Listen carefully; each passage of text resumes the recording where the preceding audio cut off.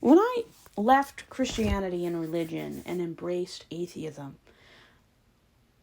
I believe that I can reject my family's beliefs for any reason. I can reject how my family believes, how they live, and how they exist because it doesn't line up with my core values, my beliefs, my lack of beliefs, the way I view society. I don't have to have any reason why I don't live the way other people do. Religion has always seen anything they don't understand or anything that doesn't mirror what they think is important as a threat. And everyone between the ages of 15 and 30 have to make decisions on how they believe, how they live, and what career and what person they pursue. Everyone has the right to choose the life they want, to love who they want to marry or to stay single. They have a right to live where they want and have the career that they want. And regardless of your blood or your genetics, doesn't change the fact that autonomy is important. My own mother doesn't want me to call her anymore because she's incapable of tolerating other people's way of life. And my family has selectively ghosted me for being different. They're incapable of having a conversation where we all tolerate each other's differences. It's impossible. And my mother and father, they now believe that my atheism is a phase. And for people who've come out for being not straight, you're going to probably pretty much understand what that feels like. The phase that parents talk about. And my family chose their religion over me.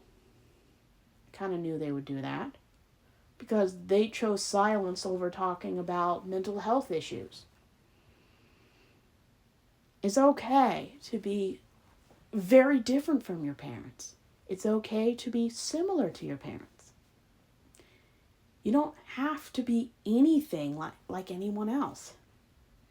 And if people can't understand why you're different, they make no move to understand or to ask you questions. When people show you who they are, believe them the first time. And growing up is realizing you don't need your parents' validation, acceptance, or support anymore. You have to validate yourself, and you have to find people who will support you, who will care about you, and their interest and affection shouldn't be conditional. And for the rest of my life, I have to deal with the fact and mourn the loss of my parents' inability to care about anyone but themselves. And that's the reality of coming out. And it's sometimes very hard.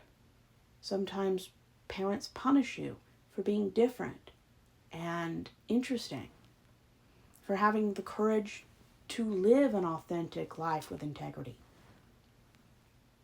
Friends may abandon you. You may lose your job or your community. But in my opinion, I would rather lose dead weight than be surrounded by fake friends and conditional family members. That doesn't mean it hurts any less. I just don't want dead weight in my life. So I can reject people's way of life in a way that doesn't antagonize people or make them defensive. But I have a right to decide if the way my family lives is utter poppycock. And that's okay. And sometimes it requires people to completely change their entire life and future. But it's worth it. even if you lose everything, at least you have your integrity and you can live your authentic life. And whatever you lose, you will find something better. It doesn't mean it doesn't hurt. But sometimes you have to break a few eggs to make an omelet. And that doesn't mean your parents are going to see it for what it is, accept it, try to even get to understand it. Some parents are just crap, or insensitive, or cruel, or narcissistic. That's just the way some parents are. Just don't excuse it, don't enable it, and call it out. And sometimes you have to set boundaries, go no contact, or completely get a new family. And honestly, the only people that are missing out and losing out on somebody who deserves to be surrounded by people who care about them are the people who choose their religion or themselves over their own kid. And you can't call yourself a good Christian person and choose your faith over a human being.